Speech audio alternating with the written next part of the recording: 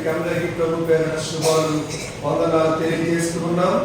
అలాగే మరి యూట్యూబ్ లో మరి వర్తమానం చూస్తున్న వింటున్న వారందరికీ ప్రభు పేరిట శుభాలు వందనాలు మా దైవ సన్నిధి మినిస్ట్రీ ద్వారా తెలియజేస్తూ ఉన్నాను. పిల్లరా, దేవుని బిడ్డలారా, మరి ఈ వాక్యమును మరి మీరు లైక్ చేయండి, షేర్ చేయండి, సబ్స్క్రైబ్ చేసుకోండి. విశ్వాసంతో కూడా ఈ పరిచర్యకు మీరు మరి అన్ని విధాలు కూడా సహాయ సహకారాలు అందించవలసిందని కూడా మనం చేస్తూ ఉన్నాం. కొన్ని నిమిషాలు మనం దేవుని వాక్యాన్ని ధ్యానం చేద్దాం. దేవుని బిడ్డలారా, ఈరోజు ఒక ప్రాముఖ్యమైన అంశాన్ని మనం ధ్యానం చేయబోతా ఉన్నాం. 7 రకాల వర్షములు గురించి మనం ధ్యానం చేయబోతా ఉన్నాం. 7 rain seasons, 7 రకాల వర్షములు.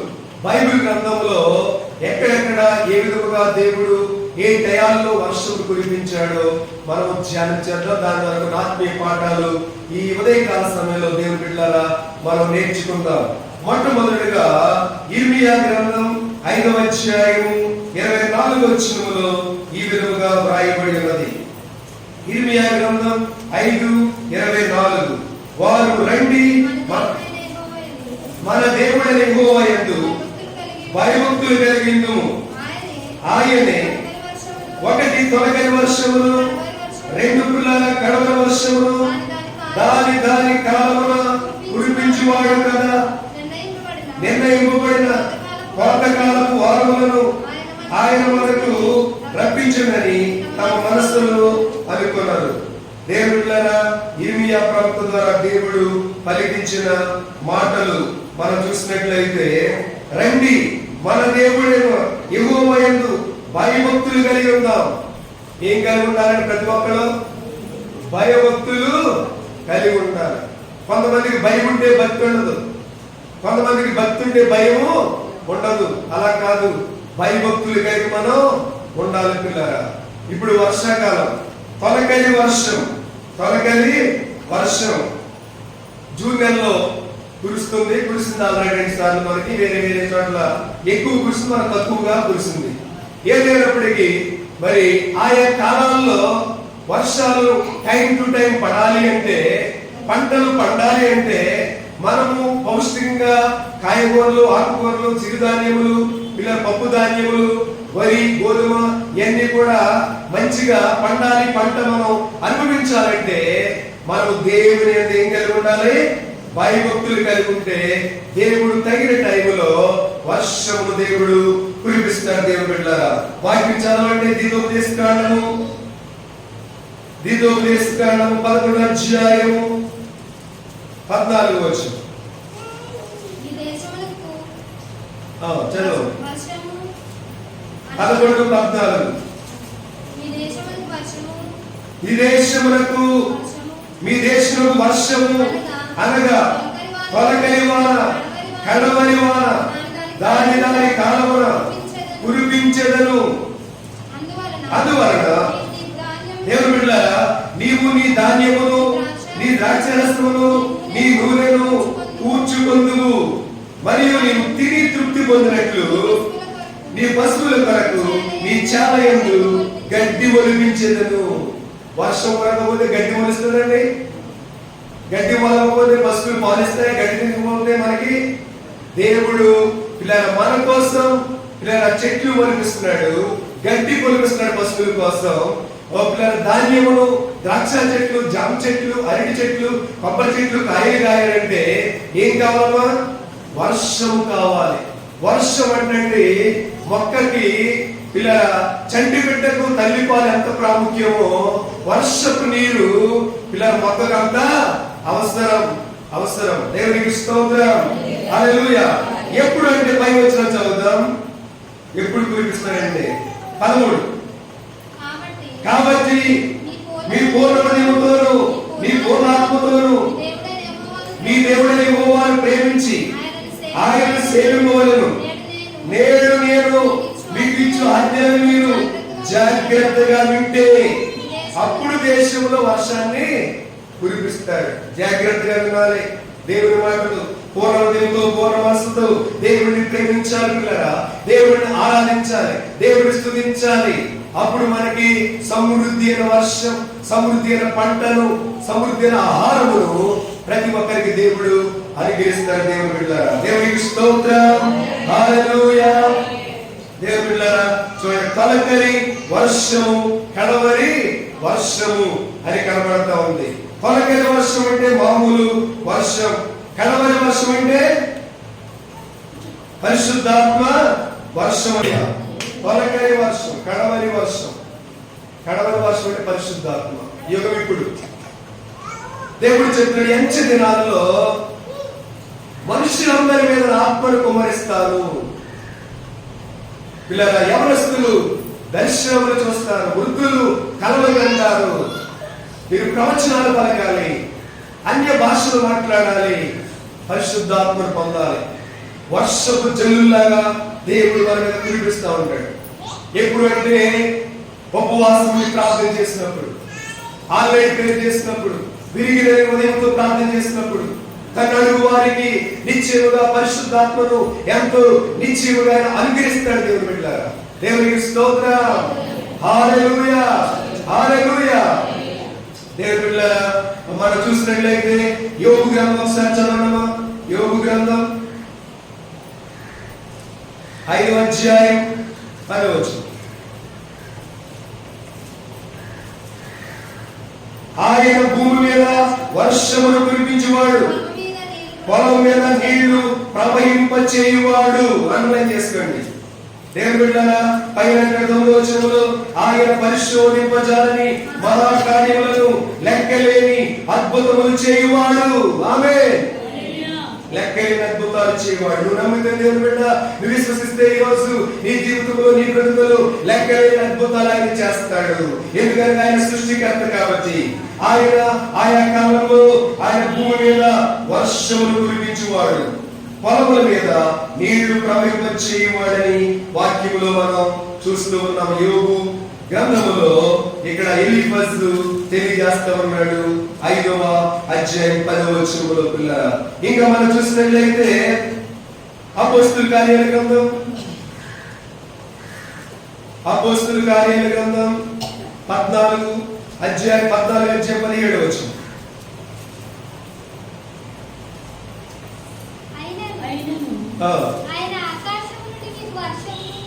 ఆయనను పౌలు భక్తుడు ఇలా చెప్తున్నాడండి. ఏమనంటే ఆయనను ఆయన ఆకాశముడి మీకు వర్షమును, ఫలవంతములైన ఋతువులను దయచేయించు, ఆహారం అనుగ్రహించు, ఉల్లాసముతో మీ హృదయములను నింపుచు, మేలు చేయుట చేత తన్ను గూర్చి సాక్ష్యం లేకుండా చేయలేదని బిగ్గరగా చెప్పాను. దేవునికి స్తోత్రం. హల్లెలూయా. ప్రభునందు ప్రియమైనటువంటి దేవుని బిడ్డలారా, ఆయన ఆకాశము నుండి వర్షములు కురిపిస్తామన్నాడు. పిల్లల, మేఘములు సముద్రంలోకి వెళ్ళి నీళ్లు పీల్చుకుంటాయి, నీళ్లు తాగుతాయి, లేకపోతే పీల్చుకుంటాయి. అది సముద్రం నీళ్లు అవి ఏ దేశంలో ఉంటాయండి? ఉప్పగా ఉంటాయి, ఉప్పగా ఉంటాయి. చూడండి, దేవుడు అలా మార్చేస్తాడు వాటిని. ఆ ఉప్పు నీటిని చప్పగా తీగా మార్చేసి మేఘాలు కమ్ముకుని మనకు తీయటి నీటిని చప్పటి తీయటి నీటి వర్షంలో మార్చేసి దేవుడు ఇస్తున్నాడు మనకి. గల్ఫ్ దేశంలో అంటే పిల్లల ఉప్పు నీరు, సముద్రపు నీటిని తీపిగా మార్చుకునే మిషన్లు ఉంటాయి అక్కడ. లేకపోతే తీపి నీటి దొరకవాడు మనకులాగా. గల్ఫ్ దేశాల్లో దేవుడు చాలా ఖర్చు అవుతుంది వాళ్ళకి, నీళ్ళకి. వాళ్ళు ఇలా గొయ్యి తీస్తే పెట్రోల్ వస్తుంది, మనం గొయ్యి తీస్తే మంచినీళ్ళు వస్తాయి. మనం మంచి పెట్రోల్ ఎంత ఖరీదిస్తామో ఇంచుమించు అందులో సగం రేటు నీళ్లు ఇస్తారు. వాళ్ళు నీళ్లు బాటిల్స్ కొనుక్కుంటారు ఎక్కువ. ఎందుకు తయారు చేయడానికి ఎక్కువ ఖర్చు అవుతుంది కదా. ఉప్పు నీటిని తీపి నీటిగా మార్చుకోవాలంటే పిల్లలు ఈ రోజు నా దేవుడు చూడండి ఎంత గొప్ప దేవుడు. పిల్లల సముద్రంలో ఉప్పు నీటిని మేఘాలు పీల్చుకునేటట్టుగా చేసి అలాగా గాలికి అంతా కూడా పిల్లల విశాలపరిచి ఆకాశంలోనికి ఆ ఉప్పు నీటిని మంచి నీటిగా మార్చి దేవుడు మనకి ఇస్తున్నాడండి. ఉప్పు నీళ్లు మనం తాగలేమని, ఆ ఉప్పు నీళ్లు పిల్లల మొక్కల మీద పడితే చచ్చిపోతాయి ఉంటాయా? పాదులు ఉప్పు నీళ్ళు చూడండి ఎలా ఉంటాయి, చచ్చిపోతాయి. చెట్లు కూడా చచ్చిపోతాయి. పాదులకి, మొక్కలకి, పిల్లల చేపలకి చప్పటి నీళ్లు కావాలి, తీపి నీళ్లు కావాలి పిల్లల. చూడండి ఏమనుంది, ఫలవంతమైన ఋతువులను దయచేసి ఆహారం అనుగ్రహిస్తున్నాడు. మనకి ఆహారం పంటలు పండేటట్టు దేవుడు చేస్తున్నాడు. ఉల్లాసంతో మీ హృదయంలో నింపుచూ ఉన్నాడు. ఆహారం తిన వెంటనే మనకి ఏమొస్తుంది శరీరానికి చెప్పండి. ఇప్పుడు ఏం తిన్నారా? ఉపవాసం వచ్చారా? రాత్రి ఉపవాస ప్రార్థన, ఇప్పుడు ఆరాధన వెళ్ళిన తర్వాత తింటారు. మంచిది. తిన్న తర్వాత శరీరానికి తృప్తి కలుగుతుంది, ప్రాణానికి రుచి, నాలుగు రుచి తగిలినప్పుడు ఇలా ఎంతో తృప్తిగా మనకి ఉంటుంది కదా. అదే ఇక్కడ అంటున్నాడు దేవుడు, ఉల్లాసంలో మీ హృదయమును నింపుతున్నాడు. శరీర ప్రాణాలను నింపుతున్నాడు ఆయన. హృదయమును శరీర ప్రాణములు తిన్న తర్వాత, మంచి ఆహారం తిన్న తర్వాత, ఒక ఫ్రూట్స్ జ్యూస్ తాగిన తర్వాత, పిల్లల ఒక కూర తిన్న తర్వాత ఒక తృప్తి మనకి కలుగుతుంది. శరీరానికి బలాన్నిస్తుంది దేవుడు. పిల్లల మేలు చేయడం చేత తను కూర్చి సాక్ష్యం లేకుండా చెప్పారు. వారిలాగూ చెప్పి తమకు బలి అర్పించకుండా సమూహం రాకుండా బహు ప్రయాసమై. తర్వాత మనం చూసినట్లయితే దేవుడి బిడ్డలారా, యోబేలు గ్రంథం చదవండి. యోబేలు గ్రంథం 2వ అధ్యాయం. యోబేలు గ్రంథం 2:23.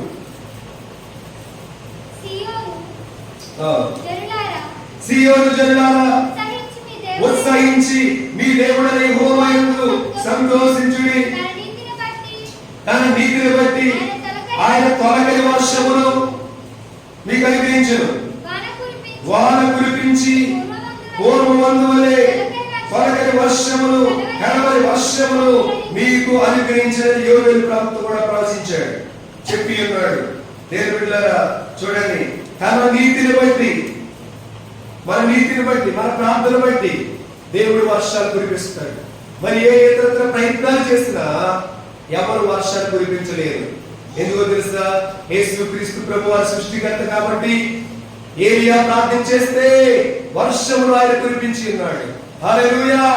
యెహోషువ ప్రార్థన చేస్తే సూర్యచంద్రుడు ఆయన ఒక రోజల్లా అస్తమింపకుండా ఆయన అలా నిలబెట్టి ఉన్నాడు, ఆపు చేసి ఉన్నాడు. దేవునికి స్తోత్రం. అంత సర్వశక్తి గల దేవుడు ఆయన. భక్తుల ప్రార్థన విని, భక్తుల ప్రార్థన విని వర్షం కాలే వర్షం కురిపిస్తున్నాడు, అగ్ని కాలే అగ్ని కూడా కురిపించాడు ఆయన. ఏలియా ప్రార్థన ఆలకించి, ఈ రోజు దేవుడు బిడ్డలారా మన ప్రార్థన కూడా దేవుడు ఆలకించి సమృద్ధిని వర్షం త్వరలోని మనకు కురిపించును గాక. దేవునికి స్తోత్రం. హల్లెలూయా, హల్లెలూయా. 24వ వచనంలో, కొట్లు ధాన్యముతో నిండును, కొత్త ద్రాక్షరసము, కొత్త తైలమును, గానుగలకు పైగా గొర్రెల పాలను మీరు పరిపాలన తిని తృప్తి పొంది మీ కొరకు ఎంత కార్యము జరిగించిన మీ దేవుడైన యెహోవా నామమును స్తుతించినట్లు నేను పంపిన మిడతలను, వంగళ పురుగులను, పసర పురుగులను, చీడ పురుగులను అను నా మహాశైలమును తినివేసిన సంవత్సరముల పంటలు నీకు మరలా ఇస్తానన్నాడు దేవుడు. చీడ పురుగులు, పసర పురుగులు తినేసిన పంటనే మీరు నీతిగా ఉంటే, యథార్థంగా ఉంటే, భయభక్తులు కలిగి ఉంటే మరలా తిరిగి మీ పంటను నేను ఇస్తా. మీరు కనకాలంలో నష్టపోయారేమో, చెరువుల వల్ల నష్టపోయారేమో, పంటకు నష్టపోయారేమో, కొబ్బరి తోట కాయగా నష్టపోయారేమో, చీడ పీడ తెగులు, పిల్లల అల్లి తెగులు, అగ్గి తెగులు, రకరకాల తెగులు పట్టి దేవుడు అంటున్నాడు, ఈ సంవత్సరములో ఈ నెల నుంచి నా మీద నీతిగా మీరు బ్రతికితే, నన్ను నా యొక్క భయభక్తులు కలిగి మీరు నడుచుకుంటే మరలా తిరిగి పంటనిస్తానంటున్నాడు. అది కొబ్బరి పంట ఉండొచ్చు, కొబ్బరి చెట్లు పంట కాయలు, చెరువు పంట ఉండొచ్చు, మూడుగా వరి పంట ఉండొచ్చు. మనకి తిరిగి మరలా ఇచ్చే దేవుడు. ఆమె నెంబర్ చెప్పండి బట్టి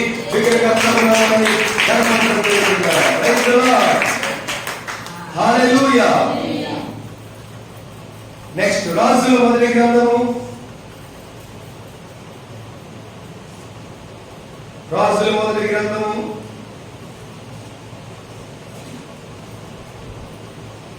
18వ అధ్యాయం 41వ వచనం. పేమట ఏలియా విస్తారమైన వర్షం వచ్చినట్లుగా ధ్వని పుట్టుచున్నది, నీవు పోయి భోజనం చేయమని అహాబుతో చెప్పగా విస్తారమైన వర్షం. మూడవదిగా విస్తారమైన వర్షం. నెంబర్ 1 ఒకటి పిల్లల తొలగరి వర్షం, 2 కలవరి వర్షం, 3 విస్తారమైన వర్షం, మోపైన వర్షం. హెవీ రెయిన్ అన్నమాట, విస్తారమైన వర్షం. పిల్లల ఏలియా ప్రార్థించగా కురిసినట్లుగా మనం చూస్తూ ఉన్నాం. దేవుని పిల్లల మనం చూసినట్లయితే దేవుని వాక్యములో కిందకి చదవండి.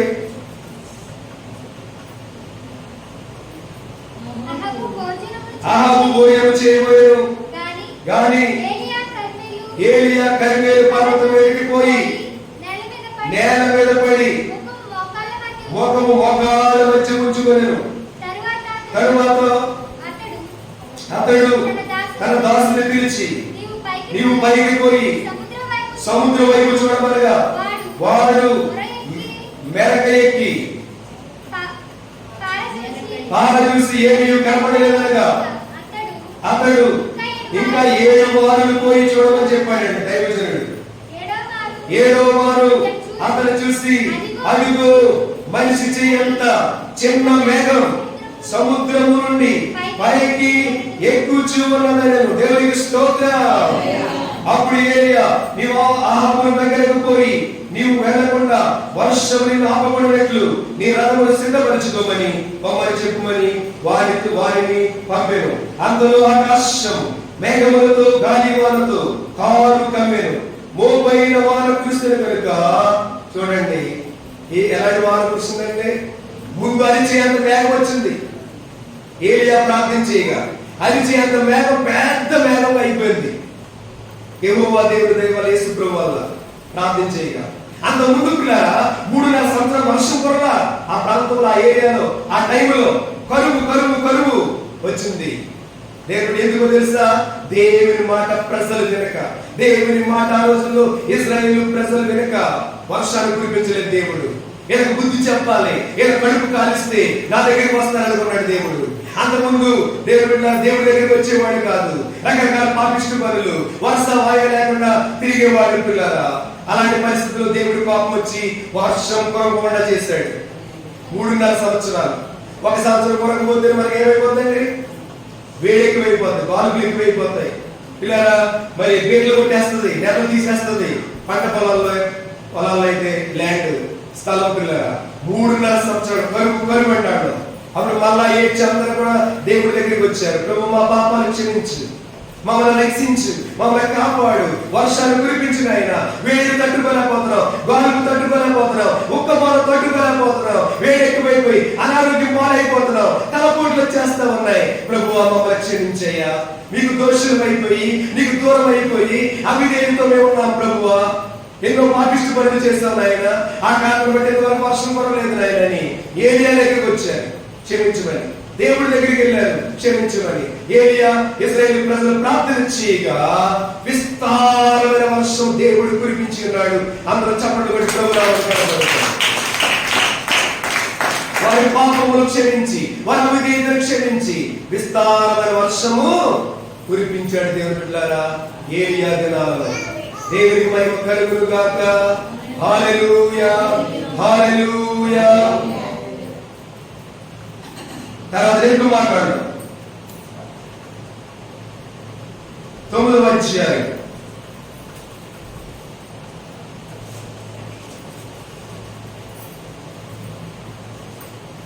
నిర్గమాకాండం 9వ అధ్యాయం 34వ వచనం చూడమ్మా.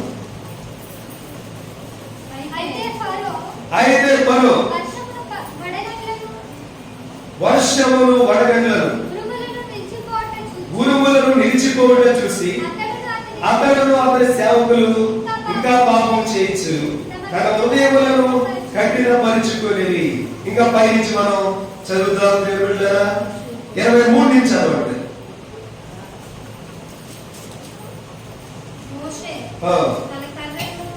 మోషే తన కర్రను ఆకాశం వైపు ఎత్తినప్పుడు యెహోవా ఉరుములు వడగండ్లు కలుగు చేయగా పిడుగులు భూమి మీద పడిచుండెను. యెహోవా ఐగుప్తు దేశం మీద వడగండ్లు కురిపించాడండి.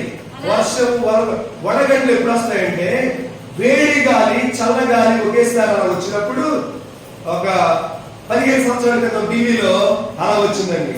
వేడి గాలి చల్లగాలి అలా వచ్చినప్పుడు సడన్ గా మేఘాలు కమ్ముకుంటే పిల్లరా ఆ వేడికి చల్లదనానికి వడగండ్లుగా అయిపోతాయి అన్నమాట, ఐస్ గంటలుగా. అది కుడి చేస్తా ఉంటుంది, భూమి మీద కురుస్తూ ఉంటుంది. వడగండ్లు వర్షం కురిపించిన ఆ రోజుల్లో దేవుని పిల్లరా ఇక్కడ మనం చూసినట్లయితే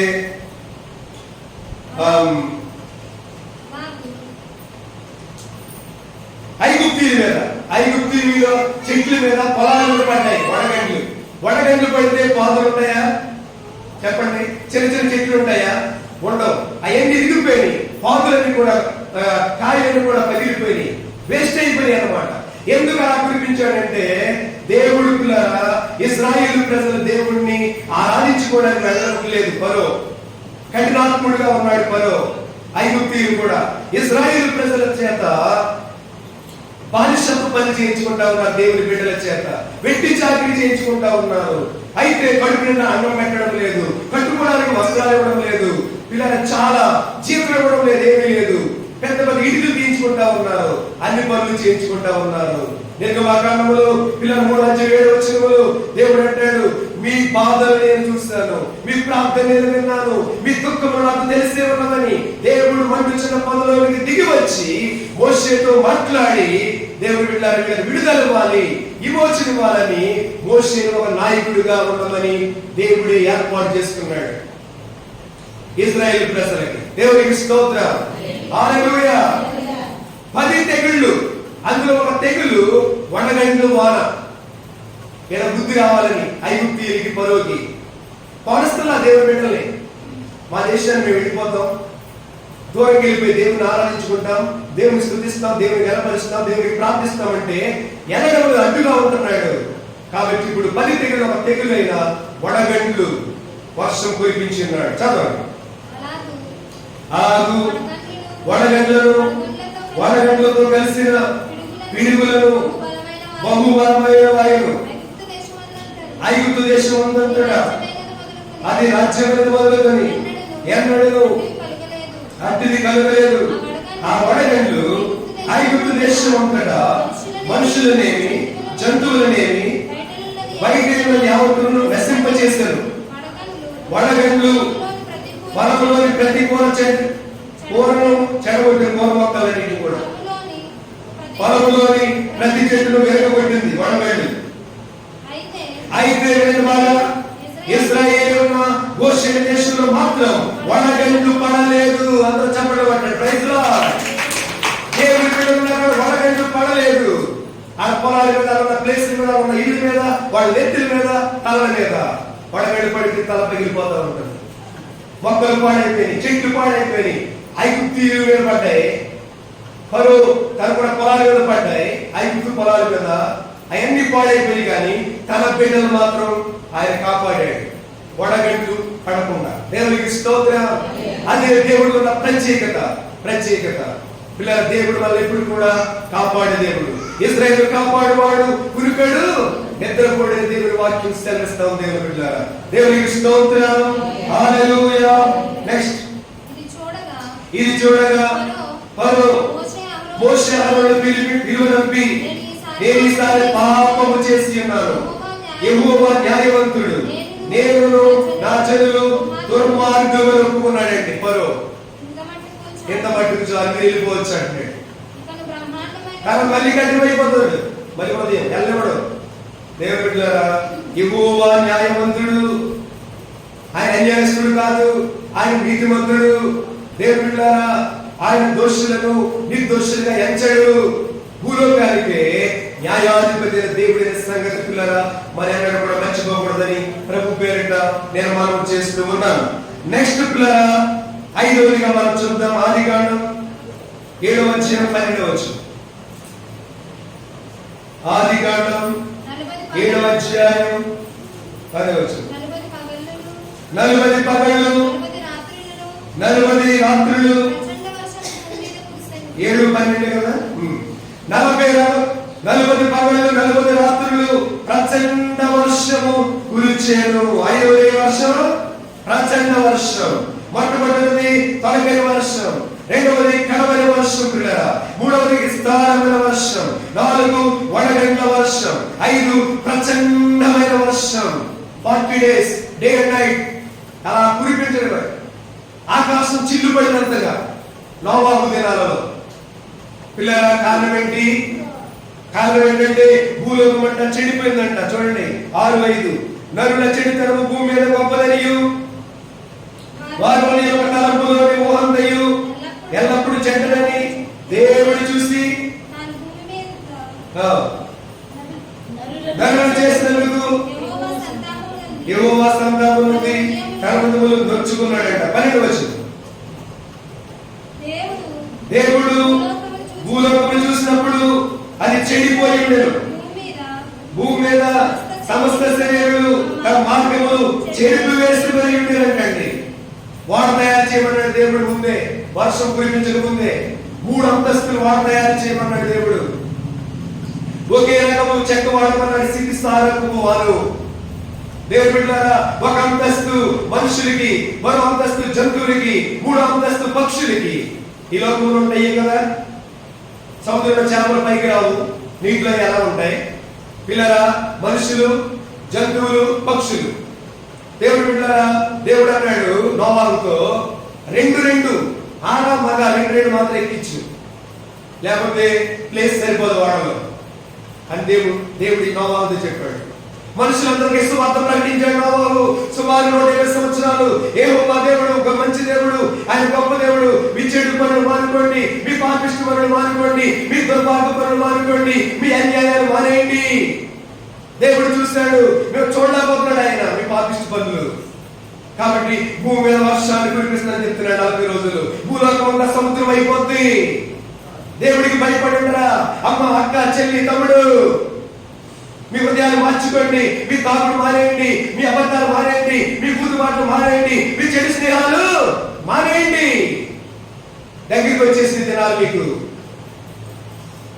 పోయే కాలం దగ్గరికి వచ్చేసింది అంటారు కదా, పోయే కాలం దగ్గరికి వచ్చేస్తుందా అని ముందు చెప్పాడు. తర్వాత వాడ తయారు చేసిన తర్వాత కూడా మీరు పోకుండా ఉండాలంటే వాడలోకి రండి, మీరు చచ్చిపోకుండా ఉండాలంటే వాడలోకి రండి. ఇది రక్షణ వాడ, నెమ్మదినిచ్చే వాడ, క్షేమనిచ్చే వాడ, సంతోషమిచ్చే వాడ. ఆ వాడే ఈ సన్నిధి, ఈ మందిరమే వాడ. దేవుడికి స్తోత్రం.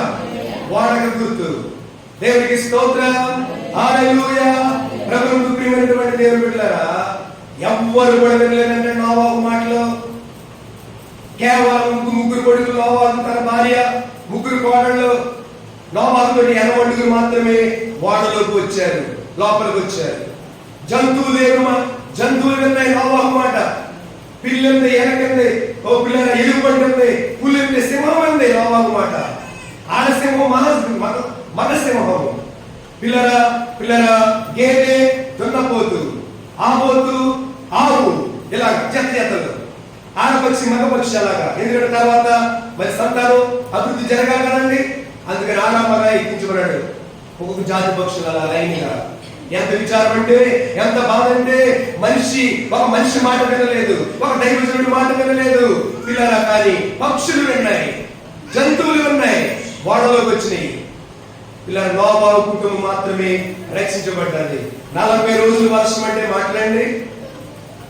మరి రీసెంట్ గా 2 నెలల క్రితం మనకి మంచి ఎండలు, ఏప్రిల్ నెల అనుకుంటా, దుబాయ్లో ఇలా సుమారు 8 గంటలు 6 గంటలు అనుకుంటా విపరీతమైన వర్షం కురిపించినాడంట దుబాయ్లో.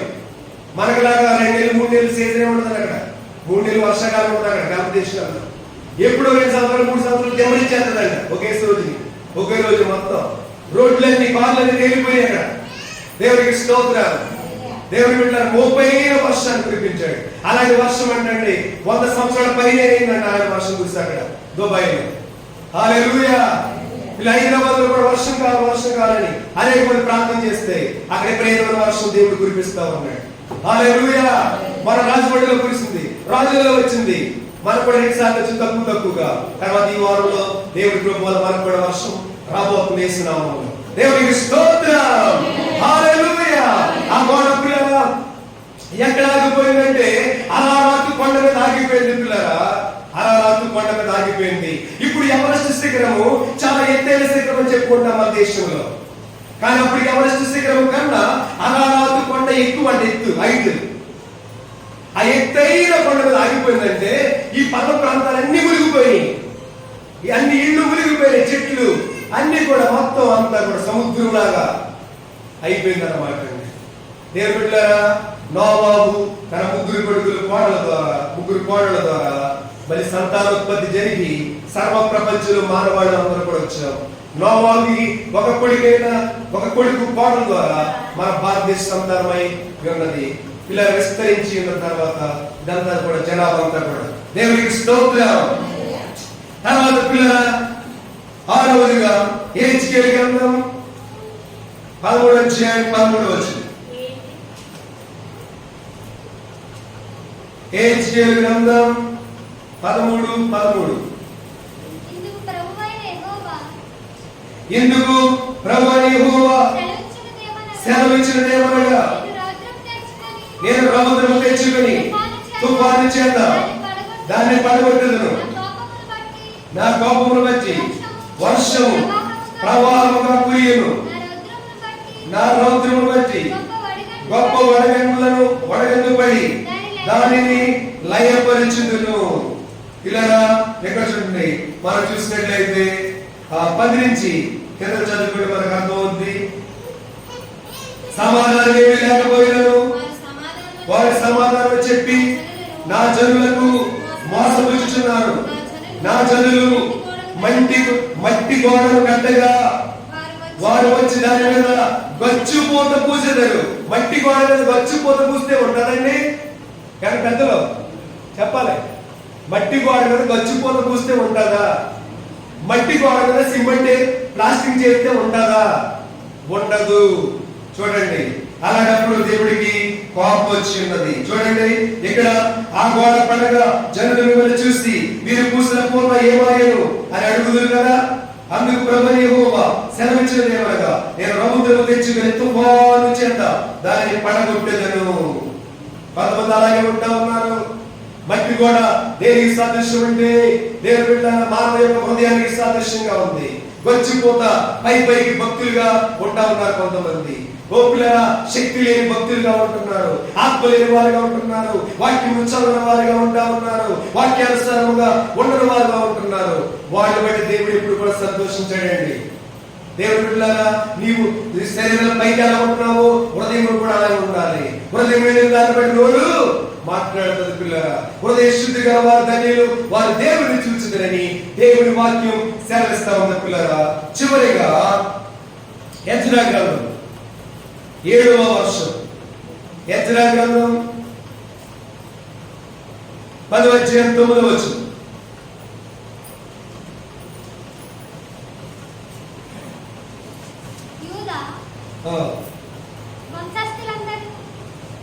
యోధా వంశస్థులందరూ బెన్యామీనులందరూ ఆ 3 దినములుగా యెరూషలేమునకు కూడి వచ్చిరి. అది 9వ నెల. ఆ నెల 20వ దినమున జనులందరూ దేవుని మందిరపు వీధిలో కూర్చుని గొప్ప వర్షాల చేత తడియచ్చు ఆ సంగతిని తలంచడం వలన ఒళ్ళు కూర్చుండి గొప్ప వర్షాలు కురిపించాడు. ఎప్పుడంటే దేవుని మందిరపు వీధిలో కూర్చుని వాడున్నప్పుడు, దేవుని మందిరంలో ప్రార్థించినప్పుడు. పిల్లరా, వెనకడికి వర్షం గురించి ప్రార్థన చేస్తారు. చర్చిలో ఉపవాస ప్రార్థన చేస్తారు. అలాంటి పరిస్థితుల్లో పెద్దోళ్ళు మామూలు ప్రార్థన చేయడానికి వెళ్ళారు. ఈ జ్ఞానేశ్వర అంత అమ్మాయి ఒక గొడుగు పట్టి వెళ్ళిందంట. ఎక్కడికి? చర్చిలోకి. మిగతా వాళ్ళందరూ ఎలా చేశారంటే, ఎంత మందికి ఎప్పుడైతే గొడుగు తెచ్చుకున్న పిల్ల నీకు జ్ఞానం లేదండి అన్నారంట. అంటే ఏం కాదు, మరి వర్షం గురించి ప్రార్థన చేయడానికి వెళ్తున్నాం కదా, చాలా కాలం వర్షం పడతలేదు, దేవుడు మన ప్రార్థన అయిన తర్వాత వర్షం కురిపిస్తారని నమ్మకం నాకు ఉంది, మీకు లేదేమో, సరే ప్రార్థన చేయండి అంతే. ప్రార్థన అయిపోయిన వెంటనే మోపైన వర్షం కురిసిందంట. అందరూ చెప్పండి, పట్టండి. జ్ఞానేశ్వరికి ఎంత జ్ఞానం ఇచ్చాడు దేవుడు చూడండి. ఈ పిల్ల తారపోగా బడి వేసిన ఆగిపోయింది, మిగతా వాళ్ళు మోపైన వర్షం తడిసిపోయారండి. అంటే వీళ్ళు నమ్మకం ఏంటంటే ప్రార్థన చేస్తున్నారు కానీ వర్షం కురిపిస్తారు దేవుడు నమ్మకలేదు మిగతా వాళ్ళకి. కానీ చిన్న పిల్లగా నమ్మకం కొంతకాడి గొడుగు పట్టుకెళ్ళిందండి. అది విశ్వాసం అంటే, అది నమ్మకం అంటే. దేవుడికి స్తోత్రం, హల్లెలూయా. ఈ రోజున 7 రకాల వర్షాలు దేవుడు భూమి మీద కురిపించున్నాడు పిల్లరా. నెంబర్ 1 తొలకరి వర్షం, 2 కడవల వర్షం పరిశుద్ధాత్మకు సూచన, 3 విస్తారమైన వర్షం, 4 వడగండ్ల వర్షం, 5 ప్రచండ వర్షం, 6 వర్ష ప్రభావం, 7 గొప్ప వర్షం. గొప్ప వర్షం దేవుడు మనందరికీ కురిపించి పరిశుద్ధాత్మ వర్షపు జల్లులు కూడా మీ మీద కురిపించును గాక. దేవుడి వాక్యమును మిమ్మల్ని దీవించి ఆస్వాదించును గాక. అందరికీ వందనాలు.